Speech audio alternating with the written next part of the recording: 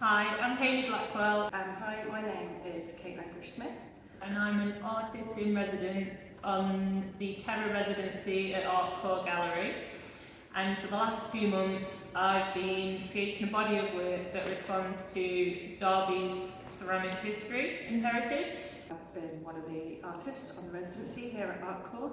I live and work in Sheffield, where I teach on the MA Design, Jewellery and Metalwork, and also have a studio where I develop my own artistic practice, and I'm also doing a part-time PhD at Leeds Beckett University.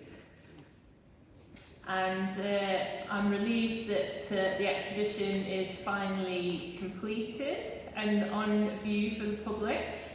A lot of blood, sweat and tears have gone into it. I'm very proud of the body of work that I've created. It's not without its trials and tribulations. Had a lot of failures, learnt a lot and gained a lot of valuable knowledge in the process. Yeah, the exhibition is finally here, almost in a couple of days, and yeah, in the time that we've been here, been working at Artcore, the seasons have changed, which has kind of affected the way that the clay has behaved as well in the space, the studio space that we were working. So it's kind of a relief that it's here and that things have fired, because they were taking a little longer to dry with the kind of the autumn moving into winter, which affected how the clay kind of dried out before we were able to fire it. So yeah, that's kind of been hence the length of the residency is kind of seeped into November a little bit so that we could finalise the firing. So yeah, excited to open the exhibition and to see the works as a body, as a collection of pieces, and also kind of in conversation with Hayley's work and the space, the amazing Artcore gallery space. In January, I started working at Royal Crown Derby as a fettler on the production line, and when I saw the opportunity for this residency, it felt like a perfect opportunity to combine the two, my ceramics practice and my working life together. People are a part of the process at the factory. There's at least 25 different hands that will touch that piece to completion. And normally as a ceramic artist individually, you're working on that piece from start to finish. You learn all the processes, but in the factory, you're just a part of a cog in the wheel. The work was very repetitive, and sometimes I'd work on the same item all day. And I just remember staring at my hands, kind of getting lost on autopilot, and just staring at my hands, doing the fettling. And for some reason, hands have just stuck with me as a way that I can represent all the workers that were involved. So it felt very important to me to try and get as many hands made as possible. I've created for the Terra exhibition here at Artcore, which was a response to the call out that Artcore did for their Terra residency, was kind of a looking at how I could respond to the call out, which was kind of asking artists that work with clay to respond to Derby and its kind of history, its rich history of ceramics and clay in the kind of surrounding areas in Derbyshire. And the way that I kind of intended to respond to the residency was to think about the way that I work with clay and bodies and objects, specifically objects that have been designed for relationship with the body, and then how they can be reinterpreted and remade in clay, as a clay body. And specifically for me, the first time I came to Derby, I noticed the railings outside the train station, and it's kind of come out the train station and turn right to walk along the river towards the centre of Derby and where the Museum of Making is. There's a kind of selection of various components and tools embedded in the railings, most of which I had no idea what they were, but one of which was a G-clamp, which I was drawn to because I knew what it was. It's kind of upside down, and it doesn't have the normal handle that a kind of regular G-clamp would have. But I was kind of struck by this tool and took a picture of it, and then as I kind of meandered down the river and then went to the Museum of Making, I started to notice these objects more. A couple in the Museum of Making, and then they'd also use them for their point of display in the shop to kind of hold up the bookshelves. Yeah, so I was kind of instantly attracted to this because it just kept reoccurring. But also because I use it, like, you know, they're useful tools, they help you kind of do things, and also you have to interact with them. They have to kind of be turned and propped and allow a certain amount of tension to happen. So I was really interested in as a starting point, trying to explore these objects and how I could essentially subvert them or play with them by then making them out of something like ceramic, which obviously is transformative and does have a lot of tension within it, but it doesn't kind of work in the same way that, you know, a pair of G-clamps clamp easily would. I've created 25 hands in total, because that's how many people would at least be involved in the process. Unless there's reworks and things like that, then it can go up to even more people involved.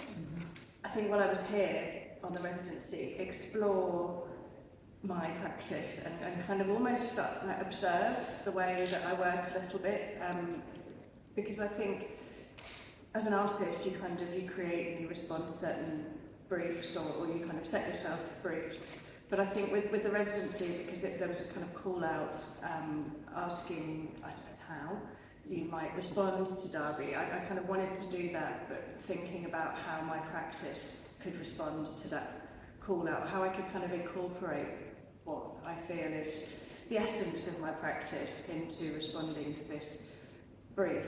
So this idea of taking something that is potentially useful or designed for a relationship with the body, and then reworking it, exploring it, taking it out of context, playing with it with the body as well, and yeah, making it in different materials that, you know, are kind of sculptural, but you know, they're not necessarily functional anymore. They're unfunctional pieces that are formal representations of something, but don't really even look like the original thing. So I think I was very much giving myself the time to, you know, explore my practice, kind of notice my practice, think about the ways that I went about things, and then how that might relate to other objects, such as the G-clamp, kind of, which is slightly different from previous things that I've looked at, but you know, within my practice, but it is still assisting the human body in some way. I felt it was important to create these pieces with my time at Royal Crown Derby in mind, all the amazing Derby people I work with there, who are undervalued and underpaid and worked hard for perfection. These fancy, expensive pots are going in people's homes of the super rich, while, you know, the people that are creating it aren't getting appreciated. And I just want to highlight the hard work that they do, and that they are a skilled labour force. As a sculptor, or someone that kind of uses ceramic as a material, when I make a piece, I'm kind of very aware that it doesn't always, or isn't always kind of seen in the flesh, if you like. So, you know, some people can obviously come to exhibitions, but you know, the majority of people these days share things digitally online. So, you know, the object often becomes two-dimensional, but also I think I very much use that in the way that I work. So I kind of create something, and then I create various assemblages, kind of start putting the objects with different materials to try and kind of work out how it might look or how it might be in an exhibition space, and I use photography for that as well. So I kind of circle the object, kind of taking pictures on various sides and in different ways in order to understand how that object might work as a 2D form, or the best angle, if you like, for that piece, because you're not experiencing it three-dimensionally, you're experiencing it flat. And I think actually in some of the photographs that are part of the exhibition, there's product shots in a way, like images of the sculpture from a certain angle, but then I've tried to interact with them, I've tried to put them back into a relationship with the body, having a relationship with the body, and I did that in two ways. One was a performance to camera, if you like, which was me as the artist taking images myself of me holding the object, which is difficult because you're using a timer. So you're kind of constantly running backwards and forwards to get into position, having to hold it. You've got generally 10 seconds when you're doing a timed piece. I think that's the maximum that most camera timers have. And they're heavy. I mean, they look like they're soft, but they are actually heavy pieces. So I'm kind of having to hold the piece in an awkward angle, but obviously for less than 10 seconds actually. But yeah, so there's kind of an interesting choreography and dance with that, which is one part of photography. But the second part was I also asked a friend who was a photographer to photograph me holding some of the pieces, because there was less of a time constraint. And what I think was interesting about that was the way that she, as someone that is kind of trained to take photographs of portraits of the body, was directing me in a way that was quite specific to do with essentially making both the human body and the sculpture object flat for the camera, because obviously you're taking something 3D and flattening it. So there was lots of very kind of awkward angles that look fine to the camera but are physically quite demanding or very difficult, which isn't necessarily visible. Well, maybe it is, but within the photography, but there's this interesting kind of difference between those images that I'm also interested in. I hope the audience viewing it will be able to take away the amount of effort that goes into a piece, and how, especially in production, how many skilled people there are that are a part of that process. All the way from mould making to casting the item, fettling it, then to firing it, glazing it, refiring it, gilding it, adding the decals, all the way to inspecting it at the end. There's a lot that's really involved in that whole process, and I think because of mass production, a lot of it isn't valued as much anymore. And it's just nice to highlight the skills that are there, or that might have been lost due to manufacturing and machinery. I suppose I'd like them to think about shape and form and texture and the objects that they might come into contact with on a daily basis or not, and to just kind of, I suppose it's a curiosity and playfulness, I suppose, in a way of how we can, or how we use things, or even just a moment of thinking about the things that have been designed, that we do use or that we take for granted, and the kind of relationship that we have to that. I've kind of done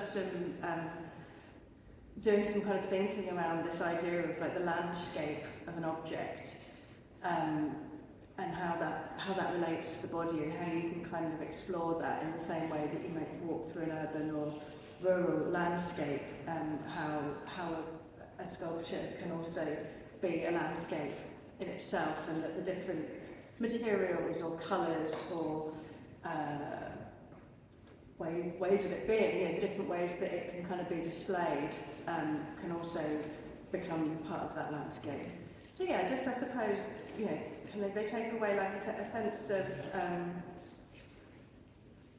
contemplation, also thinking about kind of composition as well, because I think my work is very much based on composition, propping, tensions and balance. So yeah, kind of noticing those things, or just, you know, enjoying the shapes and forms and the kind of familiarity that other people may find within them. So the residency has been a really good time for me just to explore, to play around. It's given me that freedom to try new techniques that I've not made a mould before. Managed to make my own mould of my hand and get involved in that process, and going back to coil building that I've not done for 20 years, and I've really enjoyed getting back into that and being able to work larger. Having the facilities at Artcore to be able to fire in such a big kiln has allowed me to express myself on a larger scale. Now the residency's over, I feel a bit sad. You know, it's been nice going into Artcore on a daily basis, being part of that community and getting to work with other artists. It's just been a really nice sounding board for creativity and that motivation to keep going. Because it can be hard working on your own, you know, just to keep those ideas flowing and that motivation. Next, I'd like to carry on working on a larger scale, and also hopefully looking to finding a studio space where I can work with other creative people on a regular basis. That's I think what I've learned from the residency, and what I'd like to try and take forward. As continuing with my research, my practice-based PhD research, which is kind of ongoing, in relation to this body of work actually, and going back to what we were talking about earlier, I think there's another series of photographs that I would quite like to make, which are, you know, which I suppose I'll probably do post-January next year. So kind of thinking about the performative aspect of the body holding these pieces, the durational aspect of that, and kind of exploring how much of that maybe needs to be seen or not seen. So I think, yeah, I'd like to do some more photographs in the new year that look at the physicality of having to hold these objects in a certain pose for a period of time, you know, durational period of time, and what that brings, if anything. And that obviously all feeds into the research that I'm kind of doing as well. I hope you really enjoy this exhibition, and it's pleasing to your eye, but also, you know, gives you something to take away and think about. And yeah, come and have a look and enjoy the surroundings of the wonderful Artcore. The loose title that this piece is under, that is exploring space and place, and the body relationships to materiality through object and image making, which I suppose kind of explains what I was trying to do as well in a certain way. But then also the collection of pieces I've titled A Taut Grasp, and that was kind of me thinking about, you know, the initial starting point, which was the G-clamp, and how that works, and also the bodily language that's actually used to describe these things. So, you know, the G-clamp's got a jaw to it, and that jaw is kind of opened or closed depending on what you're doing with it, and it holds onto things. So the pieces themselves, or, you know, the collection title, and then the pieces themselves, I decided to name different ways of holding onto something. So clasping, grasping, clutching onto things, as a way to, I suppose, speak about that kind of tension and holding on to things. And the other aspect of that I was trying to explore within the placement of the objects with the body was the relationship to this idea of something being rotational and moving, i.e. the G-clamp, when it's going up and down, and then thinking about the physicality of moving, so rotating, how the body does that, which also led me to think about the joints in the body that are pivotal, that kind of try to move to some extent, so pivot rather than rotate, but there's only actually three, which is the wrist, the elbow, and then the kind of neck that pivot. Other things hinge and do various other things. So a lot of the way when I was trying to take photographs was thinking about how could I put that object on a pivot joint? How could I hold it on a pivot joint? So yeah, I think that was another way that I tried to, I suppose, rationalise or make sense of things within my practice, is always relating the thing back to the body and its kind of place in relation to other things.